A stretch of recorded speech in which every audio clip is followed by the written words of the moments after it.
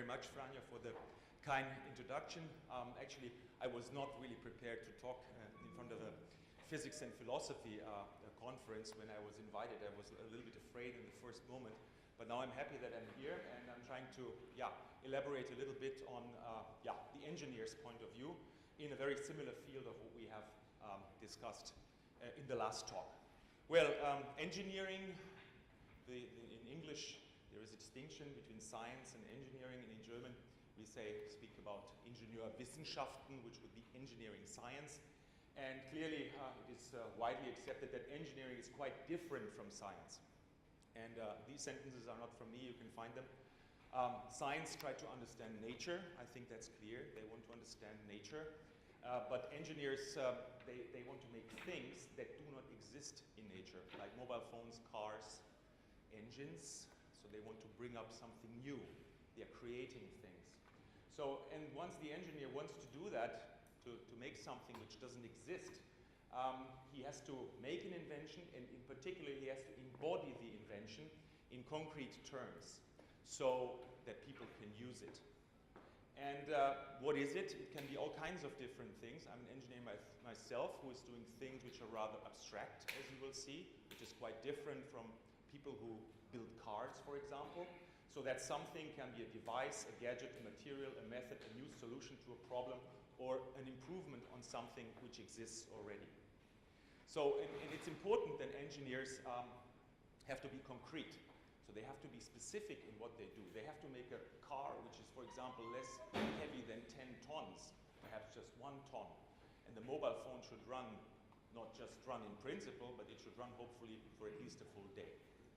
Now, this citation here is quite famous, from Van Karman, who says scientists study the world as it is, and engineers create the world that has never been.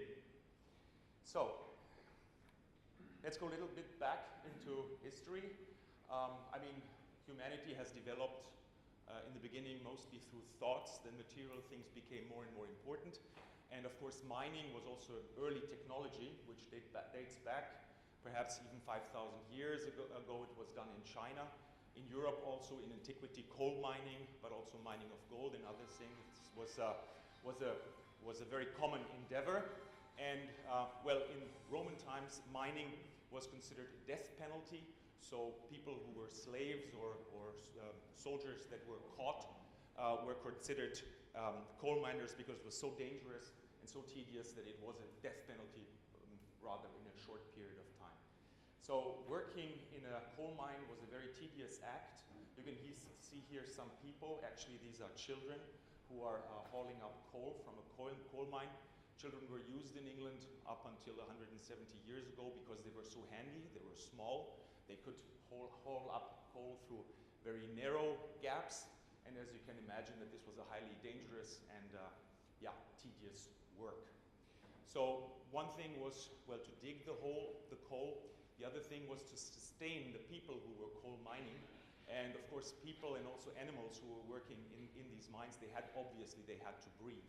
So the problem of ventilation of mines and its technological solution dates back also for a long, long time. You can see here a picture on technology that was around almost 500 years ago. You can see 3 different approaches how to bring breathing air into mines. So you can imagine that this kind of coal mining was not very efficient because it was basically done simply with the muscles of animals and of people, including children. So at the beginning of our modern world stood the steam engine. So the steam engine as such is nothing new. It was actually invented in some very simple and toy form already in antiquity. Hero of Alexandria came up with the aioli peel, which was just a toy. So there was, well, some fire that was heating and boiling water. The steam came up here, and the steam was kind of, flowing out of this sphere, and it was just running this sphere in a circle. So it was basically just a toy for important people. And, well, we all know James Watt was the decisive person to come up with a steam engine. Of course, he was not the first one. Newcomen was several decades earlier.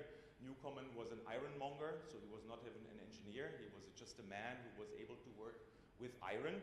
And he was the first who developed steam engines that were able to really run efficiently in the sense that they were industrially used, and their first use was to pump up water from coal mines in England.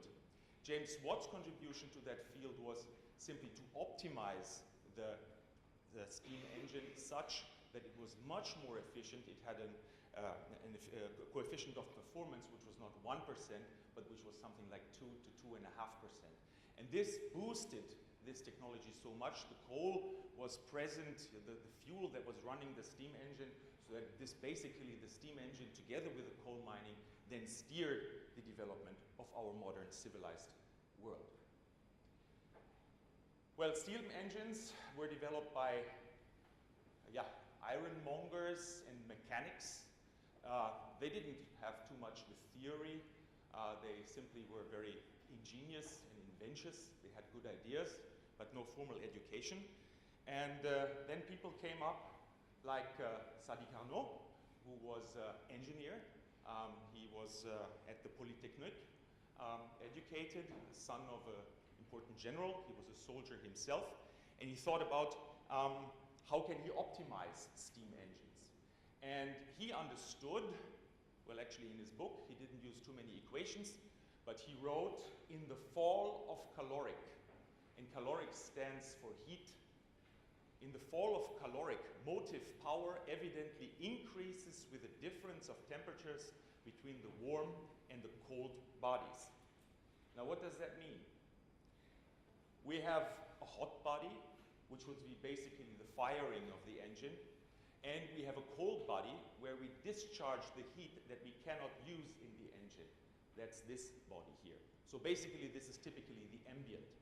So we are giving up a firing of the engine, burning coal, for example, and the excess heat, the rest heat, the waste heat has to be purged to the environment. And that is happening, in the best case, to ambient temperature. So basically, he understood that the efficiency, so the power output here on this side, depends on the difference between the two temperatures over here. And that was his contribution to thermodynamics, and basically he invented thermodynamics with these thoughts. Later on, that was basically towards the end of the 19th century, the second law was formulated in its current form. And interestingly, the second law was invented by Sadi Carnot before the first law was invented. So the second law says that the change of entropy is related to the transferred heat divided by temperature plus the dissipated work divided by the temperature as well. So in a reversible system, basically entropy is simply related to heat transfer, and in irreversible system, it is very much related to irreversibility. What was important here is that, not by Carnot himself, but by his successors, the entropy as a new property was introduced, a very successful property, which has a weird thing in itself. It cannot be measured, okay? And that is something for an engineer always difficult to believe. You cannot measure it, so is it really there? I don't know, really. So, but the second law postulates it, and we're accepting it, of course. Now let's get to the first law. First law of thermodynamics, we have heard in the last slide that Sadi Carnot was speaking about the caloric. The caloric was basically seen as the equivalent of heat, whereas energy or mechanical work was considered to be something else. And you can see here two people who were somewhere in the middle of the 19th century, important in coming up with the first law, that is von Meyer and Joule, which is much more merited with the first law, although he came 1 year later than von Meyer. And you can see here the device that Joule was using. And that device was basically, this weight here was pulling this rod, and this rod was mixing the liquid, and that liquid was, due to the mixing, increasing in temperature, and the temperature increase was then measured here in this thermometer. Interestingly, they have used water in these experiments, liquid water, which is not a good agent to be used because water has really a high heat capacity. So have they had used, for example, ethanol instead, they would not have had to have such a good thermometer to really see the heating in there. And the problem was at that time to measure the temperature accurately enough to really discern the effect as such. So no matter what, finally with water also they found that heat and work, they are basically very much related. They have the same unit and they are both energy. And with this, energy was born and was clear that both heat and work are energy.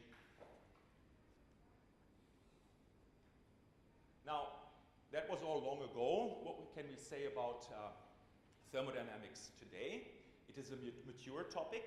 It's an old topic in some way, almost 200 years old, so nothing very new, fancy like biotechnology. And what we can say is that engineering applications and experiments were driving theory.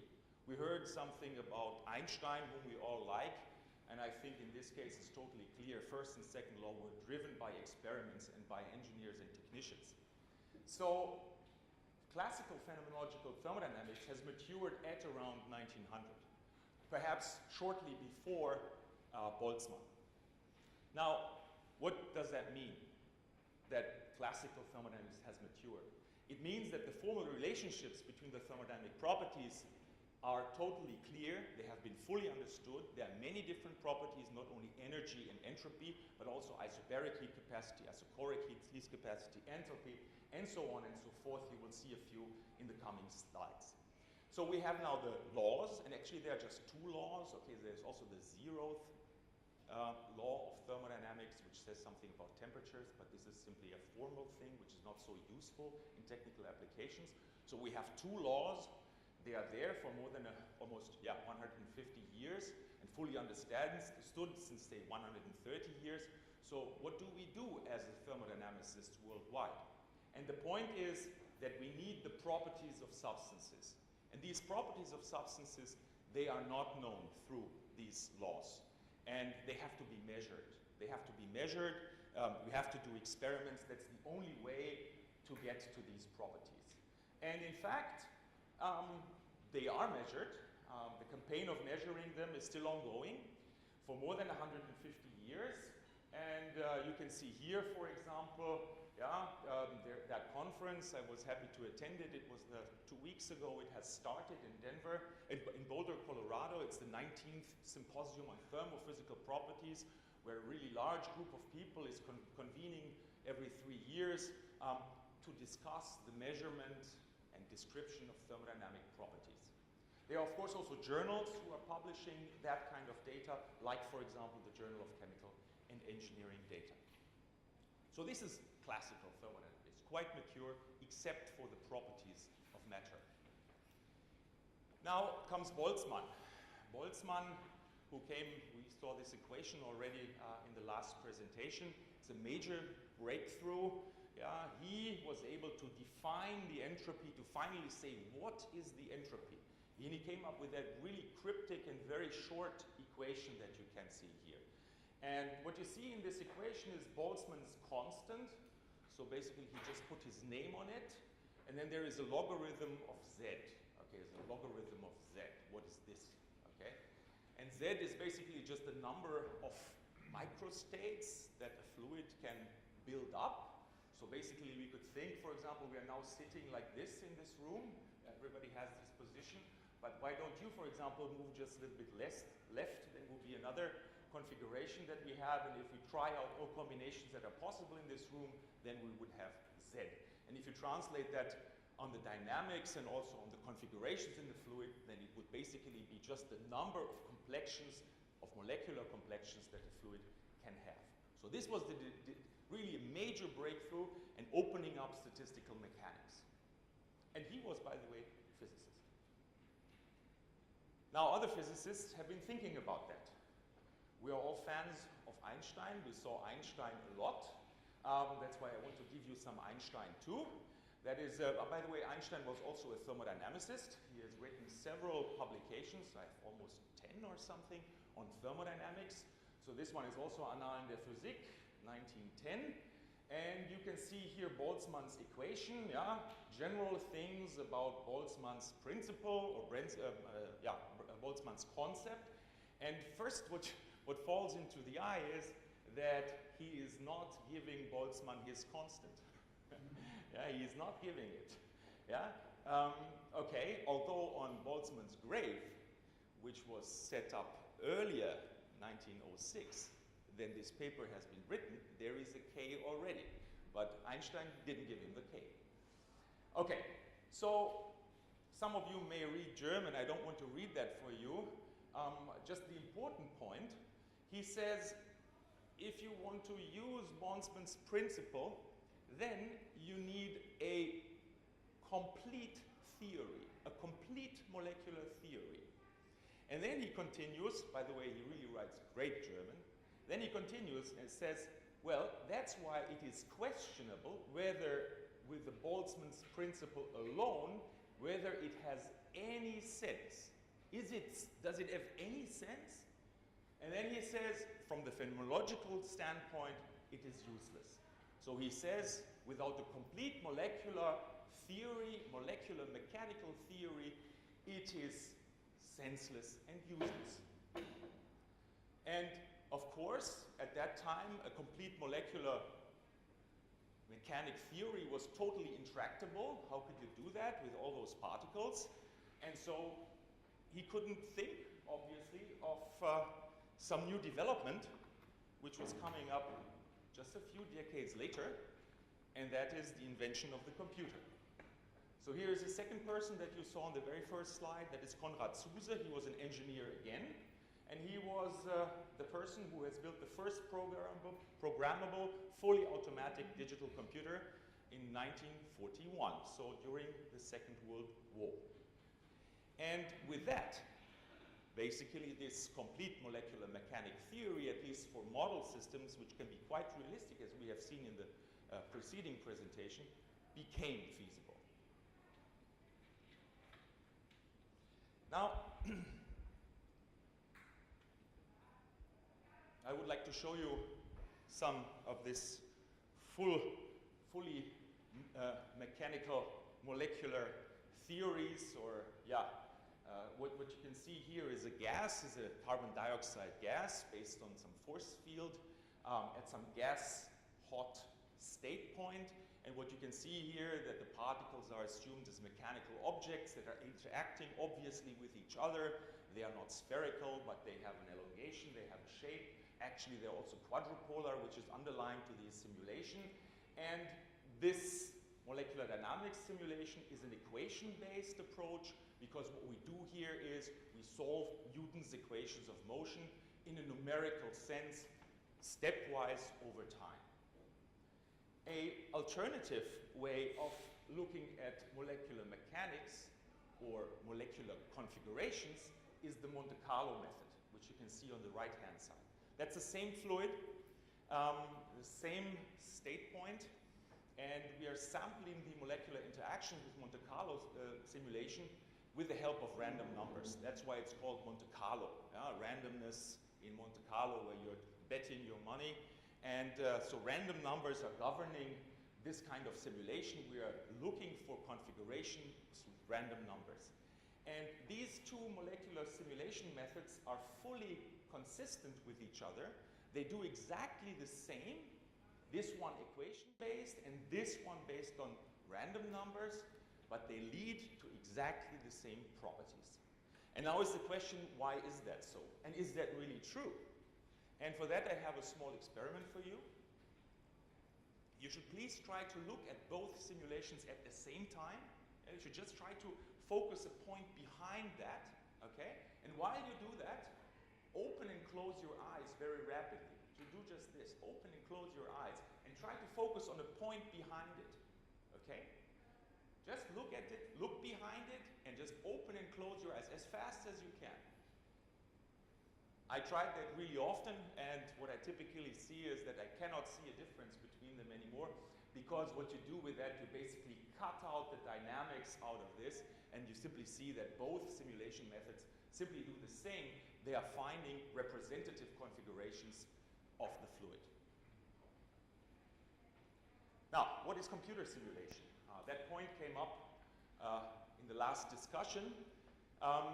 There is a philosopher of science, Winsberg, very recently says in its narrowest sense, a computer simulation is a program that is run on a computer and that uses step-by-step methods to explore the approximate behavior of a mathematical model, clearly.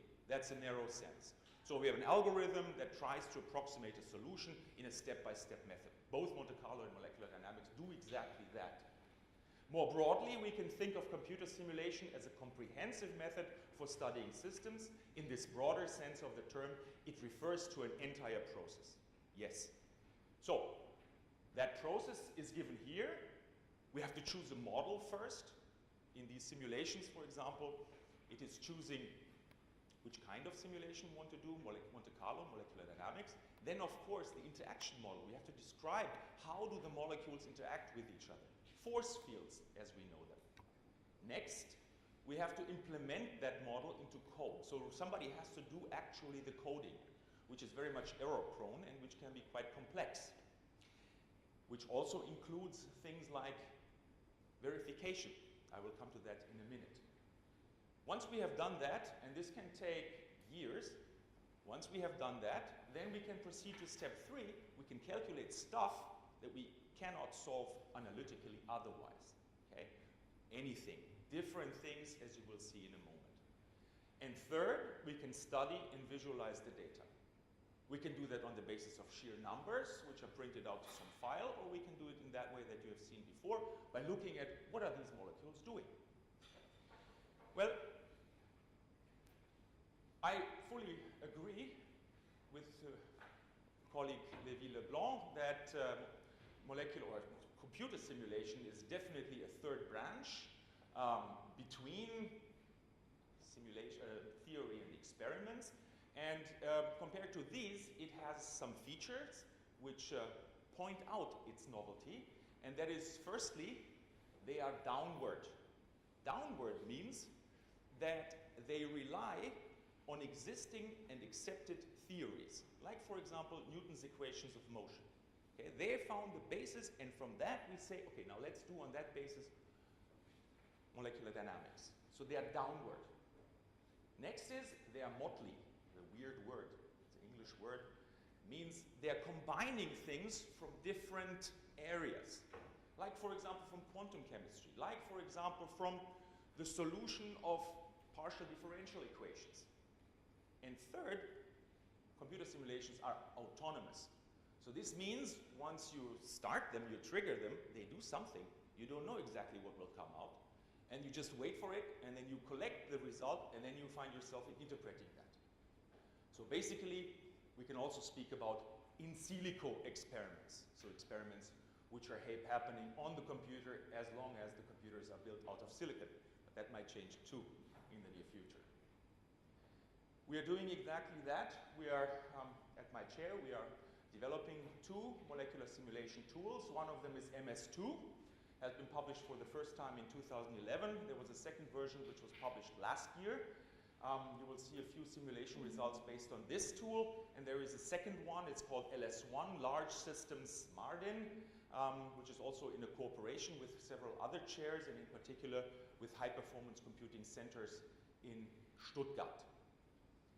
Now, as I said, this process of doing computer simulation has this step of implementing the model into code, which can be really tedious and the thing that takes a lot of time. And verification is very, very much important to really be sure whether the numbers that you get are correct. So, as an example, I would like to point out one thing which not everybody is aware of. In thermodynamics, we have in principle 8 different boundary conditions that we can think of. And the boundary conditions are, for example, here, these are walls and they are isolated. So this is the closed, the completely closed system. No molecules can get in here, no heat can get in here, and no work can get in here. On the right-hand side, this boundary here is permissive for heat. So this means that heat can go in here, and if we have have a reservoir where the temperature, pressure, and chemical potential are kept constant in this reservoir. So this wall, which is permissive for heat, makes sure that the temperature is constant and the same as here. This wall, which is completely isolated, yeah, you see that none of these properties, T, P, and chemical potential, which are specified here in the reservoir, are specified in this system. And that you can combine in different combinations with porous pistons and porous walls.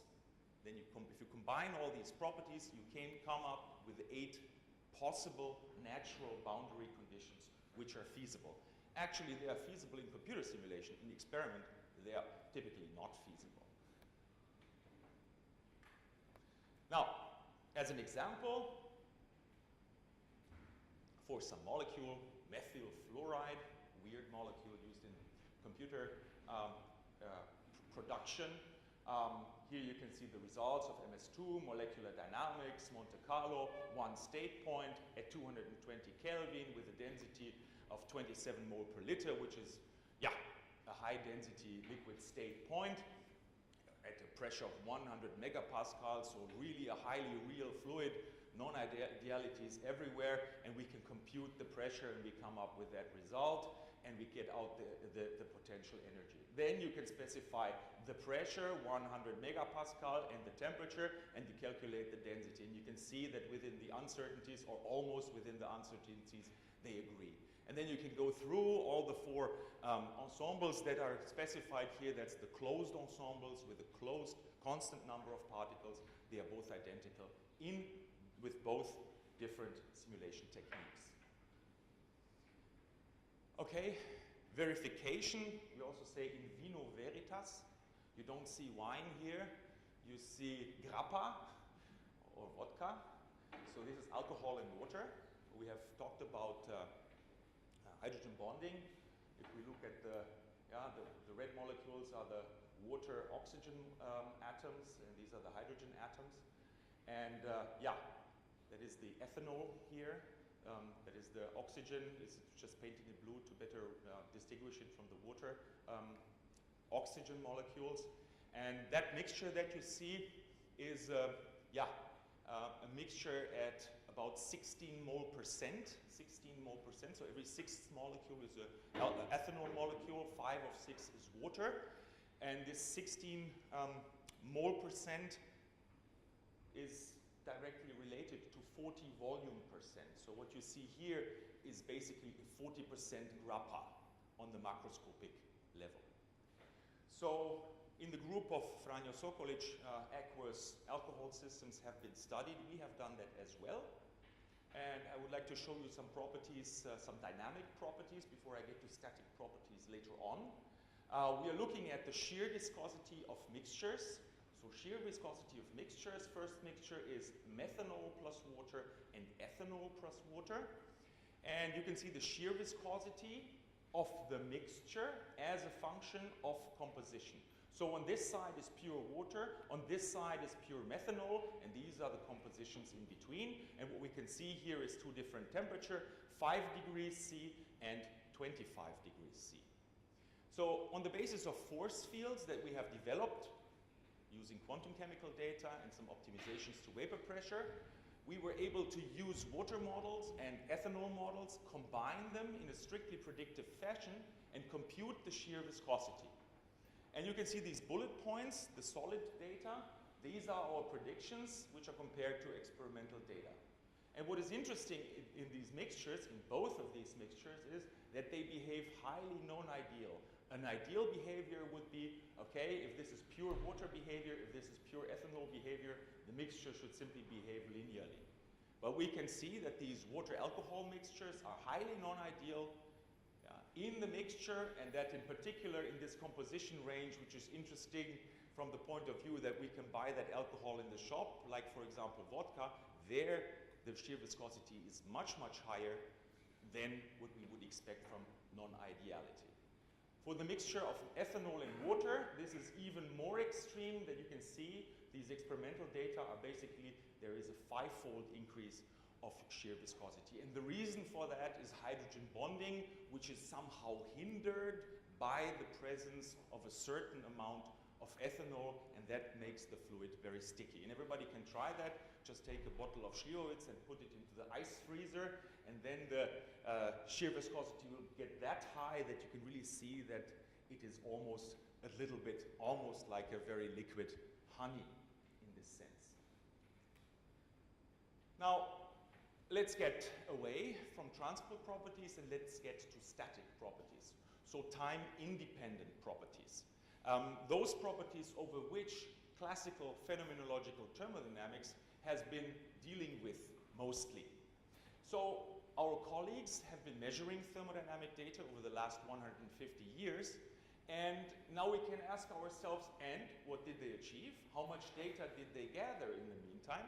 And the point is that for pure substances, like for example water or carbon dioxide, we do have a very accurate knowledge in the entire fluid region. So for water, we have really measured in the last 150 years a substantial amount of data. But this applies only to few fluids. Water, carbon dioxide, argon, nitrogen. And then there are another 6.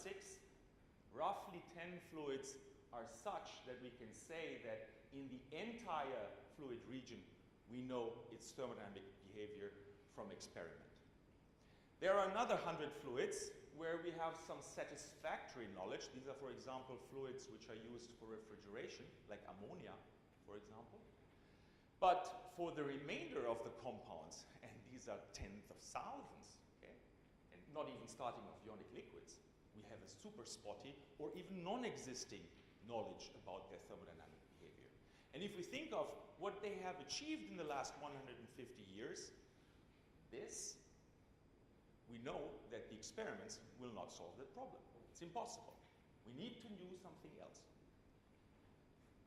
And of course, at that moment, when we are going away from pure fluids, when we start mixing things, then the number of parameters is exploding. Yeah? We can do binary mixtures, ternary mixtures, pentanary mixtures, all kinds of compositions. So it's absolutely impossible to solve that experimentally. Now I would like to get a little bit mathematic, not too much. You can say stop, if I should stop. Just jump over it when you're fed up with it. In principle, in the Guggenheim scheme, there are 4 fundamental equations of state. Fundamental means that from these equations of state, all thermodynamic properties can be obtained by derivation only. No integration necessary. These are fundamental equations of state. And the 4 you can see here is the energy as a function of particle number, volume, and entropy. And typically, the particle number is not an explicit variable because these functions are valid for pure fluids. So these are functions of 2 variables. And this function is very unhandy because it requires the entropy to be specified, and the entropy cannot be measured. So it's a property that you want to avoid if you can. The enthalpy is similar. There's the entropy again, and then we have 2 other fundamental equations of states. That's the Helmholtz energy here, the free energy as a function of volume and temperature, and the Gibbs energy, or free enthalpy, as a function of pressure and temperature. And basically, the colleagues that are doing these kind of equations of state, they have concluded that this equation, which is the Massieu-Planck function, it is the Helmholtz energy divided by temperature, that this is the function to go with where the inverse temperature is the explicit variable, that this is the fundamental equation of state which is most handy and which should be used to describe the behavior of a fluid in its entirety. So once we have that function, then we can obtain every thermodynamic property, and I want to point out it's only the time-independent thermodynamic properties, not stuff like shear viscosity, by a combination of derivatives. No integration required.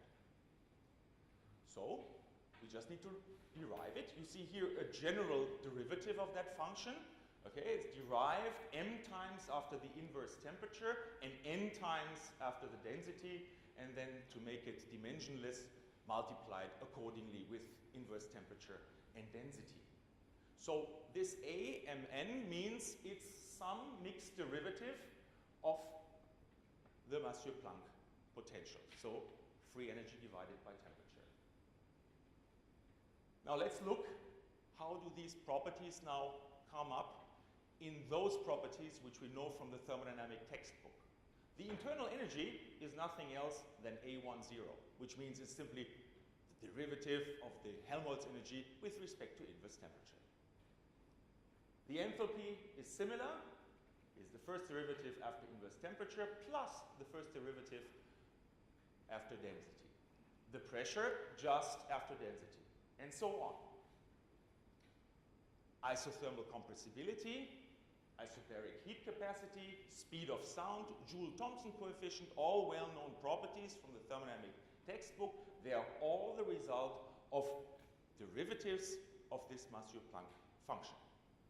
However, they are more complex derivatives. You can see that these are rational fractions, which are a little bit unhandy. They're okay if you have the A, but if you have, for example, a measurement from the speed of sound, and if you want to map that speed of sound on these guys, that's quite tedious. Now, I don't want to frighten you. So this is just an example. It's an equation by Spahn and Wagner, which is, for example, distributed by the National Institute of Standards and Technology for carbon dioxide. It's a highly cited equation. This paper has more than 1,000 citations. This is a super accurate equation of state for the Helmholtz energy. It is valid for carbon dioxide in a huge temperature range, 216 to 1100 Kelvin.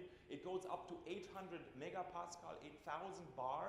So it covers the entire fluid region, and it's super accurate. It's as accurate as the most accurate experimental data that we have.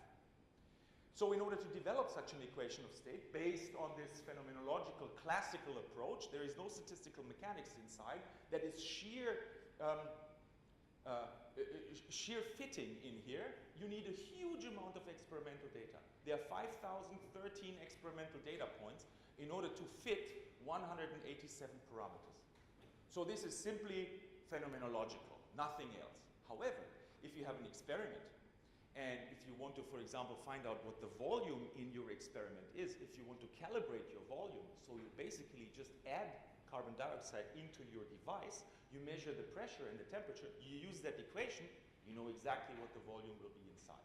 So it's good enough for calibrating scientific equipment, because this equation is so exact as it can be, as the most exact experimental data are.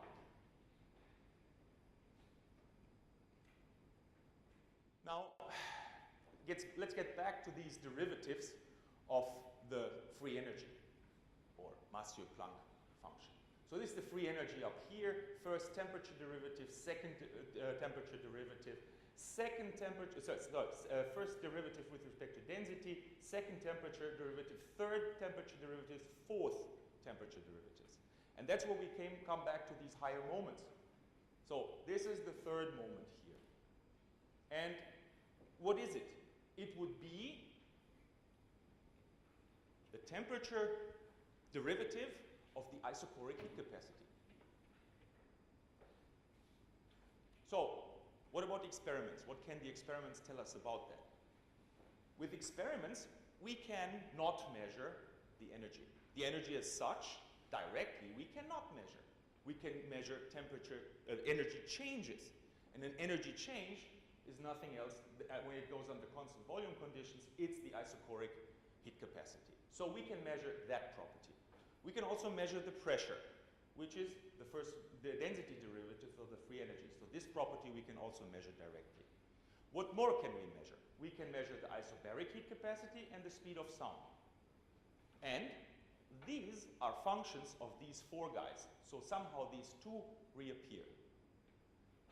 So by fitting these equations, like the one for carbon dioxide by Spahn and Wagner, they are gathering all experimental data that they can get, including speed of sound and isobaric heat capacity, and fit the equation to these data, considering, of course, these nonlinear dependencies of these A's. A very tedious act, typically takes years before they have developed that equation of state.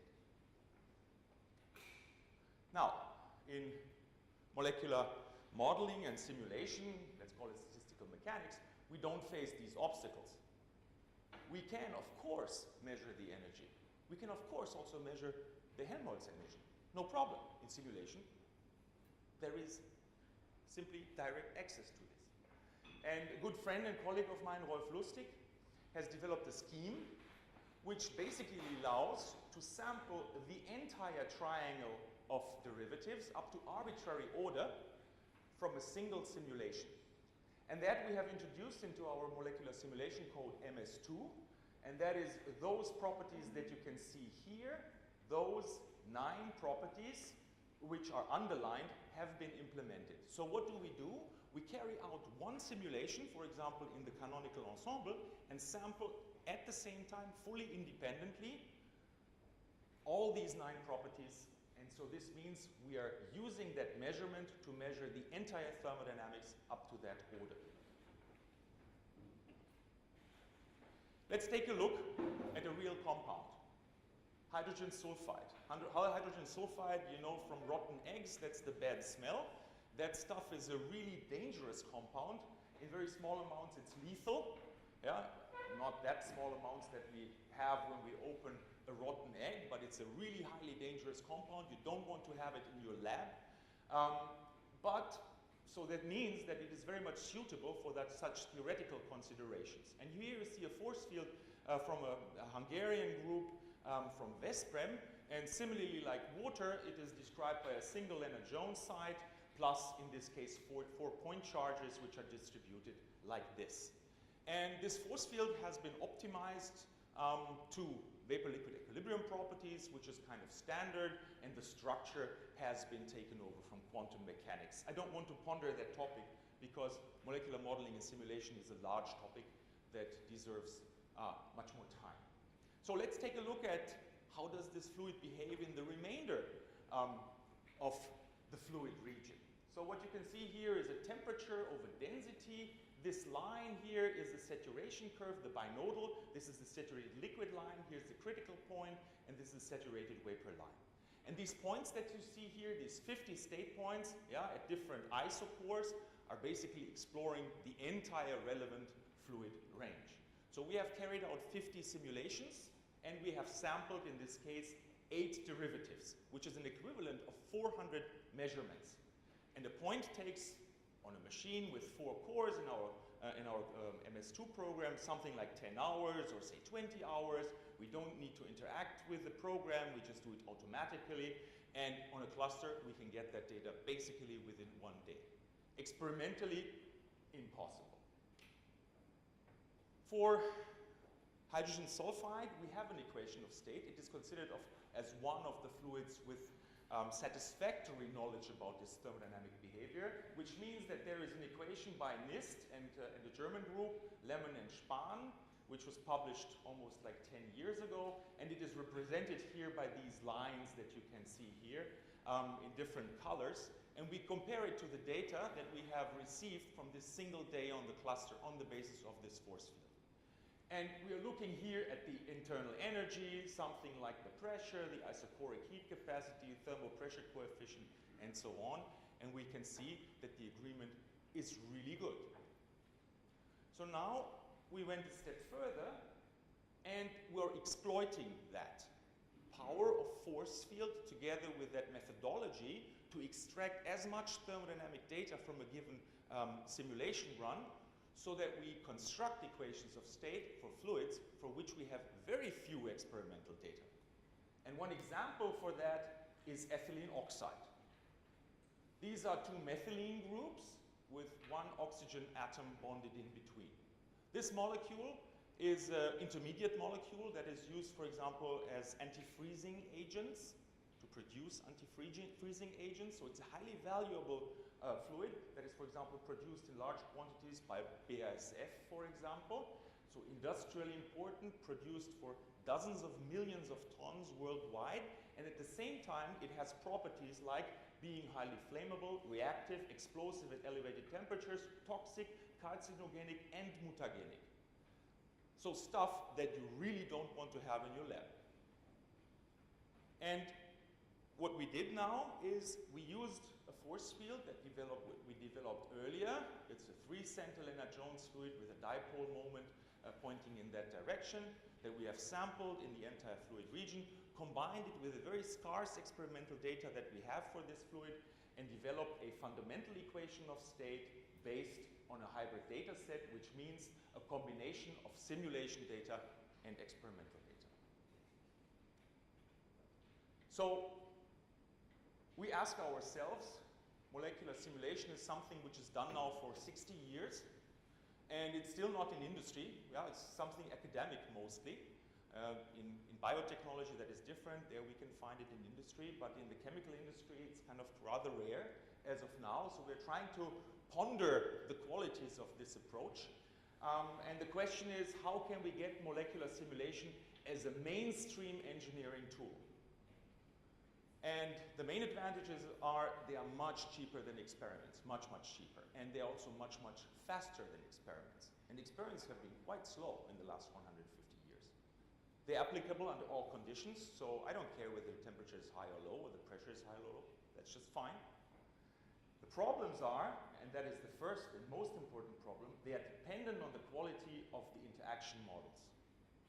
So the interaction models have to be really good, and there has to be more development on that side, in particular based on quantum chemical methods. And second, such codes need to be developed which require considerable expertise. I would like to make a small jump. This is the last topic that I want to touch.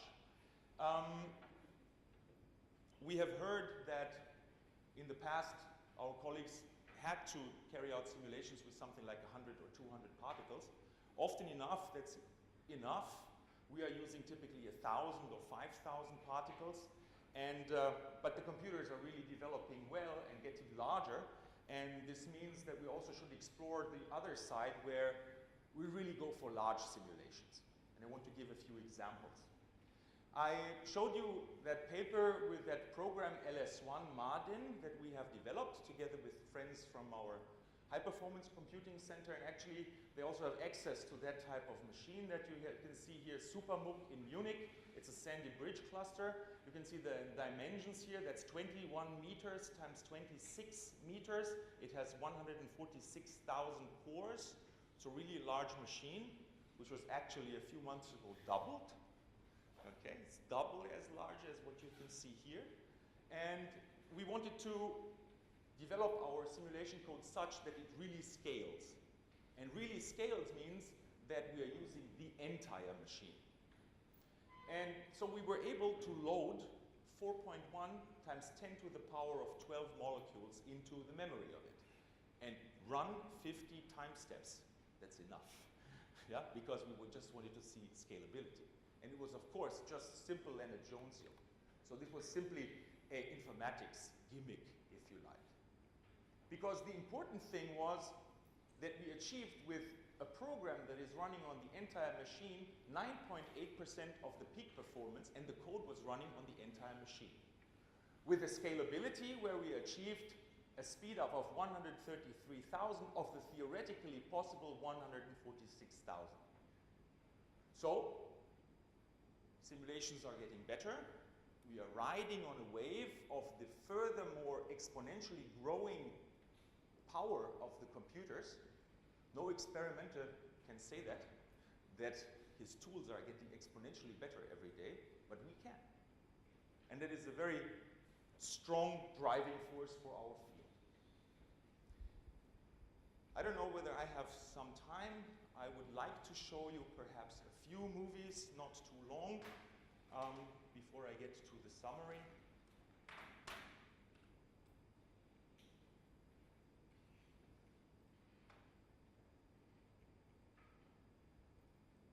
Oh, pala, that was wrong. That was wrong. Okay, I know that some of you have simulated acetone. This is an acetone droplet immersed in a vapor phase. The system has 1 million molecules that you can see here, roughly in total. So it's a droplet which is in equilibrium.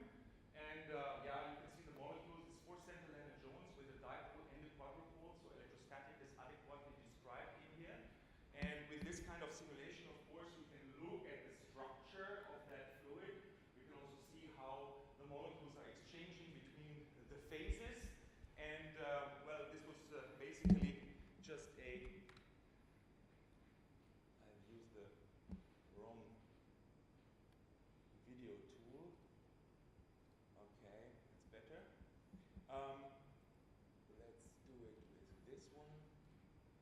because we were interested mostly not in pure acetone droplets, but we were more interested in the behavior of acetone in dense nitrogen phases.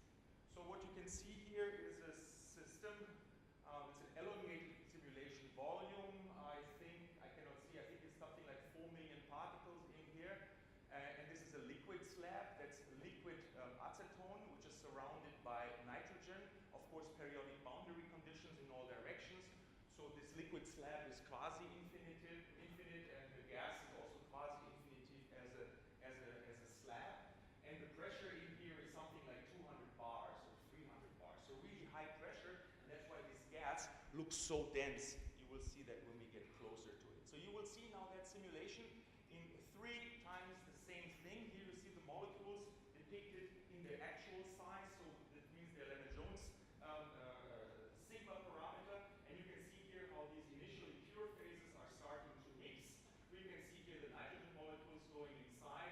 And now it's the same simulation, but we just show the acetone molecules much, much smaller. And you can see that the nitrogen molecules, of course, are going into the liquid, but they are doing here relatively slowly so. And now you will see that process again. And just now the visualization is inverted. The nitrogen molecules are just depicted very small, and you can see how the acetone is kind of quite freely moving into the gases, the highly compressed gases phase. Last movie, there is an ongoing project where we are studying the evaporation behavior of liquids, evaporation into vacuum, but also into pressures which are not as low as the vacuum. Here, that simulation is a quasi-stationary simulation of evaporation. So this is the liquid, okay? So there are molecules in between as well. You just don't show them so that you don't get confused. So think of in between here is the liquid, that's the gas phase, and here is the control volume where the vacuum is maintained. And we are looking at the non-equilibrium of this fluid. So we have 17 times 70 molecular diameters, 60 molecular diameters width initially, and you can see that, yeah, the molecules are moving towards this vacuum area here. Yeah, they are moving predominantly, but not exclusively towards that. So we have a distance that we are keeping constant over time. So this means that the control volumes are moving with the interface inside. You can see perhaps that the liquid is getting a little bit thinner over time, but now it will speed up the frame rate. So it's going up faster now, and there you can hopefully clearly see how these two interfaces are getting closer and closer. In this way, we are studying in a quasi-stationary way what the evaporation rate under the given conditions is. Then we come to the summary and the conclusion. Clearly, computer simulation is a new avenue that comes in addition to experimental theory. The purpose of these simulations is to generate trustworthy predictive data that can be used for scientific but also for engineering applications. It can also generate understanding of existing data which may be contradictory, for example.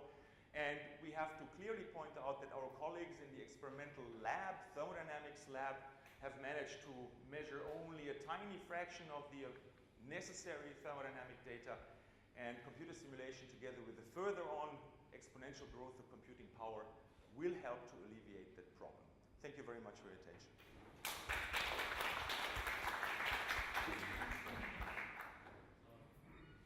Thank you very much. I didn't dare to stop you.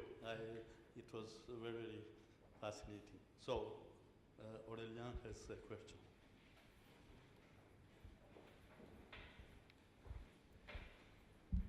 So it's not really a question, but I would like just to position this talk with respect to the data I shown before, because when you look at this and all these beautiful pictures and everything, you see the power of simulating almost Avogadro number of molecules. So you have a view into the real system, and it's really terrific. I like your presentation very much. But I would like, nevertheless, to position this with respect to my talk, where I was showing systems that are strongly heterogeneous at the microscopic level, even much way below the Avogadro number.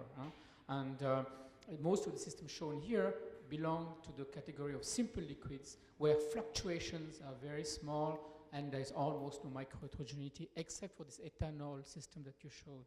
And so it should be very, very well understood with respect to. That's all I wanted to say. It's a terrific presentation. Thank you very much. You want to comment? No. Other questions? Yes, Tomislav. It was really very nice talk. I like it. But I'm going to comment on your introduction, where you put some emphasis on the history, so to say. Like we say that Boltzmann constant, that Einstein did not mention Boltzmann constant, the fact is that Boltzmann never did write this constant. It was written first time by Max Planck and named by Max Planck Boltzmann constant. He made all the theory, but he did not introduce the symbol. The symbol was introduced by Max Planck. And another thing is that in Boltzmann interpretation, Max Planck said when we have this multiplied by logarithm of the probability, Boltzmann had in his explanation, he has some additional constant, which Max Planck dismissed. He said without that constant, it should be a simple. So that was really all Max Planck doing explanation and giving to Boltzmann, which is rightly true, that thing. Well, Boltzmann committed suicide in 1906, as you know. At the Adriatic, at the end of his holidays. Yes. Okay. Yes. Yes. Okay. Just a brief answer. It's in history you can always learn something. Thank you very much. One point to the Boltzmann constant. I was recently at NIST, and I have learned that Boltzmann has not only become a constant now, which we all know, but in 2018 he's going to become a number. Oh, that's good. Yeah, he will be a number because the Boltzmann constant will not be measured anymore. It will be a fixed number which is defining our SE system. Yes, thank you very much. Okay, another comment concerns your saying about Sadi Carnot, that he was a good engineer, which is true, but I would say he was excellent theoretician, not engineer, because his proof, the proof of the second law of thermodynamics, where he did prove by very excellent theoretical means that no engine can be more efficient than the engine he envisaged without breaking the second law of thermodynamics. And that is an excellent piece of theoretical work, not engineer work. Yeah, but he was Yeah, I know. He was engineer. But that particular work is really theoretical work par excellence. You want to some more? Yes, Marko Uršić. I would like to put you a question, just quite a general question from the point of epistemology of science, let's say, or just a philosophical question concerning your main, let's say, summary conclusion that computer simulation is a new scientific avenue that comes in addition to experiment and theory. Well, in computer simulation is surely a very, very good tool in science, but I'm rather skeptical if it is really a third avenue, as you said, because on the one hand, computer simulation lacks what experiment has, namely, in experiment you have the touch with reality, let's say, with something which is out there, as Americans say. In computer simulation, not. On the other hand, I'm skeptical if, it's just maybe a question, if even so sophisticated computer simulation can introduce or invent some really new theory. Let's say, for example, from the field of cosmology, you have theory of inflation, for example, or theory of forming the galaxies up, down, or bottom up, or something like that. When you do computer simulation, actually, as far as I can imagine it, you invest your own pre-knowledge about things in the parameters of this computer simulation. I think that it won't be possible, for example, that a computer simulation could emulate or could establish some new theory like relativity theory or like quantum theory or like, and that's my question. What is exactly the status of computer simulation from the point of epistemology of science in relation to these two classical avenues, to experiment and theory?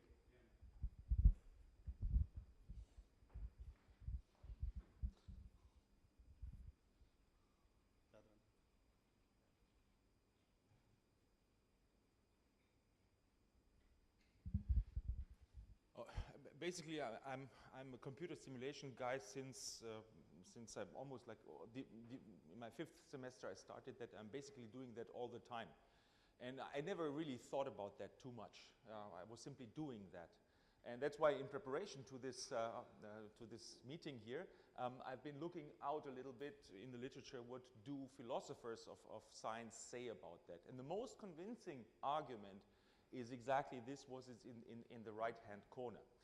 First, what you said, of course, computer simulation will never come up with relativity, or special relativity, but no experiment as well, right? So this is something else. And I'm also not saying, and I think nobody is saying, that computer simulation is kind of putting theory to the side so that we don't need theory. This is simply a third pillar that we now have. And we're not just having this in this molecular field, but we are also having this in cosmology. You're surely aware that we have pictures from the deep universe where we see structures, and these structures, these experimental pictures of, they are basically being evaluated on the basis of cosmological computer simulations. Yeah, to find out whether theory and experiments are okay. Experiments, in this case pictures, we need this third pillar, which is computer simulation. Yeah, well, this box is not my personal idea, but this was the most convincing that I heard about. It's downward.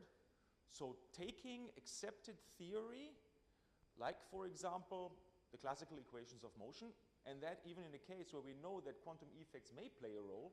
For example, if you use classical equations of motions for hydrogen, you will fail with these methods because quantum effects at low temperatures do play a role. But under some conditions, with heavier molecules at high temperatures, quantum is not necessary. We can use the classical one. So that is one of the many things that we take to go downward. And well, this motley means it's a mixed bag where we take different knowledge fields, like for example, parallelization. Which engineer who's working with a kind of steam engine is interested in parallel execution of data? But that is an important thing in our field. We really have to be fond of that. So this is kind of completely diverse. You need a diverse knowledge base to achieve your goal. And then autonomous, everybody who did a simulation is of course always eager. When is the simulation done? Let's see what's coming out, because you don't know what's happening. You always have that, you submit it, you wait for some time, and you look it up. So it's autonomous. You are not really specifying what is coming up. You cannot play it inversely. I mean, you can in the end if you do repeated and repeated and repeated simulations where you tweak your parameters such that they then bring exactly the result that you want. We do that often, for example, by optimizing force fields and so on. But once your force field is set, then you carry out a simulation and autonomously the results will come out. And that is a process which is then happening on the computers and which is out of the hand of the scientist himself. So I just wanted to say hello to Professor Miroslav Holovko, who is a member of, one of the big scientists in the field of theory of liquids and of solid state, and he is by chance passing his vacancies, holidays in Dalmatia, and so he was assisting to this conference, so he has to go, and thank you very much for coming, Professor Holovko. He's a member of Academy of Sciences of Ukraine, working in the Lviv University. Goodbye. To my mind, the main problem is this autonomy, because we still don't know what computers can do autonomously. That's a problem which transcends, which is larger than the problem of modeling these systems in thermodynamics and so on. But are they really autonomous in the way, could they make new, not just, some supplementary hypotheses which are perhaps deduced from our knowledge, but are they, do they have capability of making new hypotheses? But that's a broader problem. You want to comment or not? No. Just a short comment. Actually, I agree with you. I'd like to say that I've been dealing with computer simulation of electromagnetic fields for 25 years.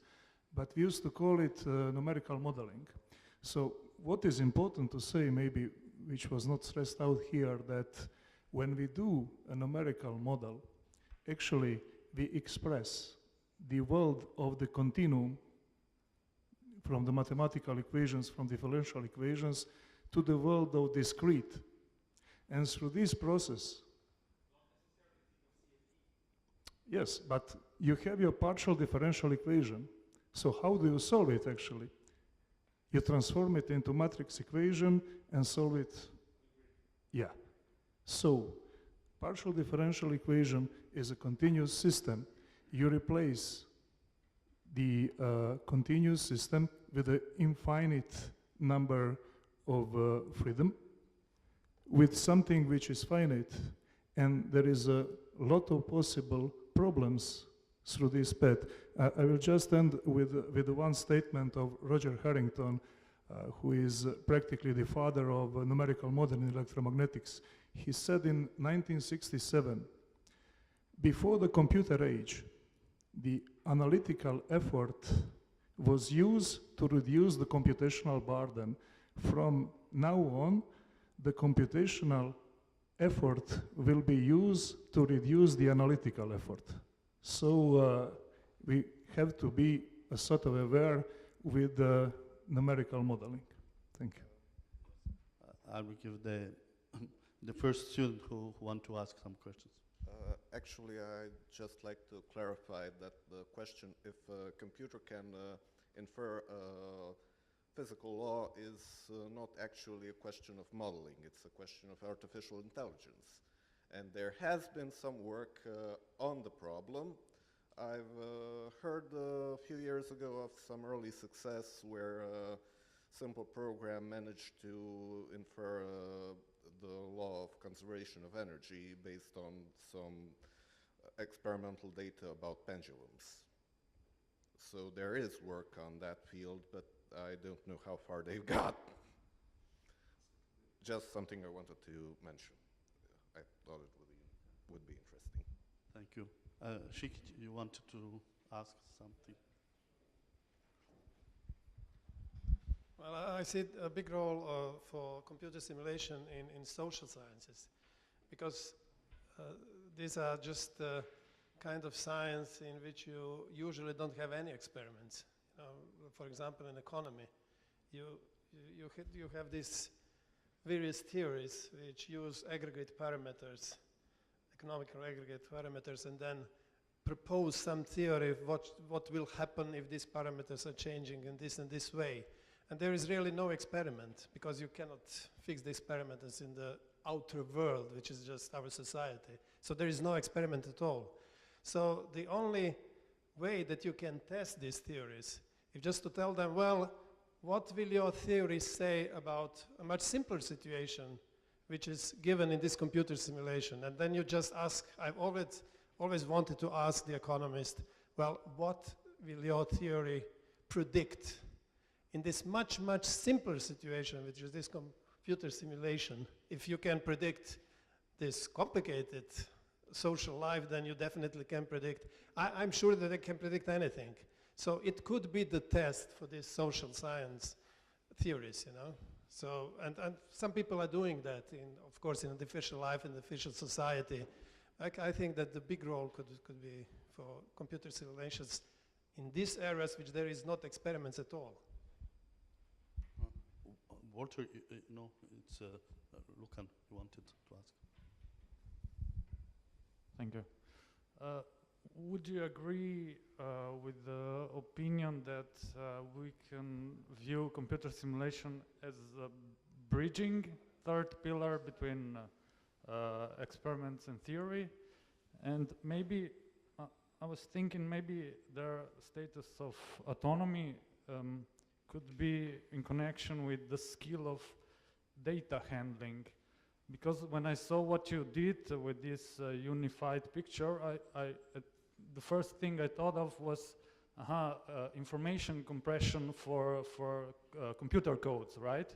So efficient calculation and so on and so on. So here I see some autonomy. This is not done in experiments and maybe even not in theory. Data compression or handling maybe, something like this. So you have any comment on that?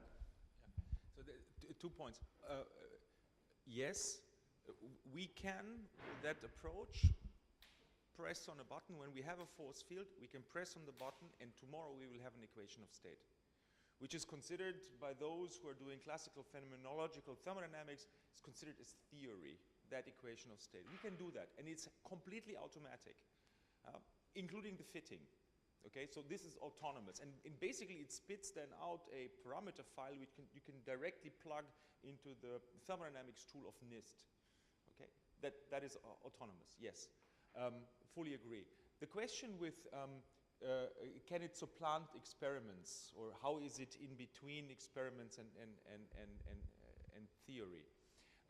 When I started going to thermodynamics conferences in Germany at around 1991 or so, there were basically no molecular simulation people, just very, very few. Everybody was doing experiments there.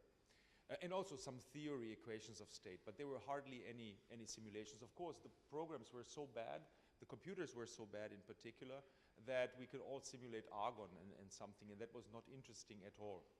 And it also took ages before you got your result out. That picture has completely changed. If you go, for example, to the British conference, which is called Thermodynamics, they have the majority of the talks are, of course, molecular nowadays. In Germany, the fraction of experimental and molecular simulation or theoretical approaches is a little bit more on the experimental side. And my personal opinion about that is experiments are so expensive that most people cannot afford it. Theory is the science of the poor man. Experiment is the really expensive stuff. And molecular simulation is something in between. So the ideal theoretician is just sitting in his lab with, not in his lab, but at home with a pen and a piece of paper. So that is poor man's science. The experiments are expensive, and simulation is somewhere in between.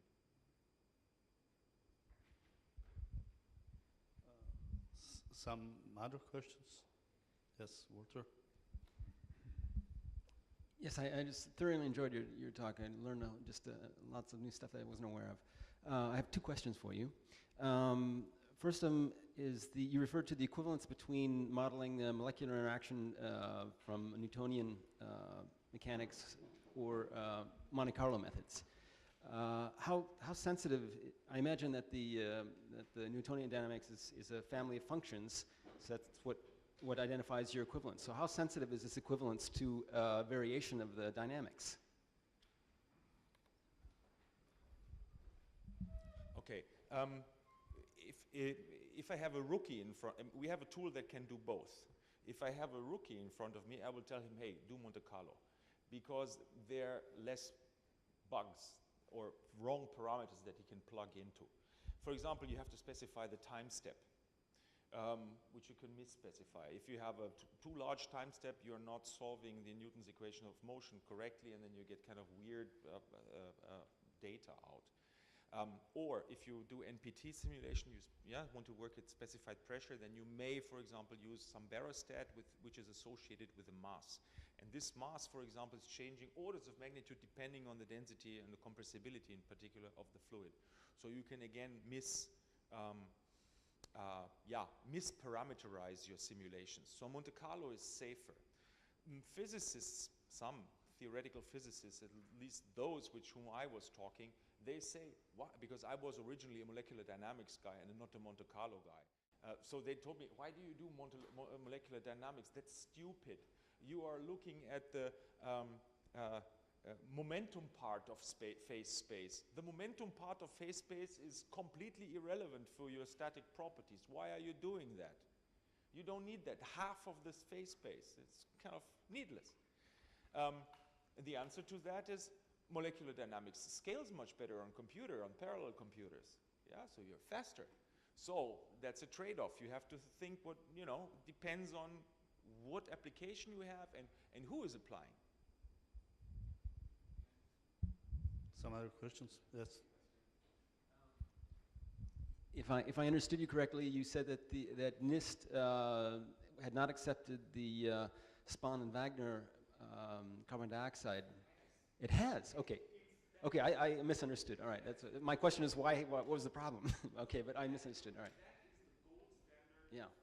That's it. That's what I understood. It was great, and so why? I was wondering why would NIST not accept it? Yeah. They do, and well, we have been talking about water. That water is a particular fluid. Yes, it is. Also, in this world, there is the so-called International Association for the Properties of Water and Steam, IAPS. And IAPS is nothing else than an international body which is responsible for the thermodynamic properties of water. Believe it or not, this exists only for water because water is so important, for example, for steam engine, not steam turbines and so on and so forth. So there has to be an accepted standard. What is water? And there is a formulation. It's called IAPS 95, and it's also coming from this Wagner group and not from NIST, which was a big win for that guy, because he succeeded with that equation of state at that time. And it's that standard now since 20 years. Yeah. So, no more question? I hope, because we have, this is the last conference of last lecture today for the survivors. I see the students went away. So, I have a pleasure to introduce our colleague from Ljubljana, Tomaž Urbić, who is also going to speak about this field. He promised that it will not be too long. So, everything okay, Tomaž? Yeah.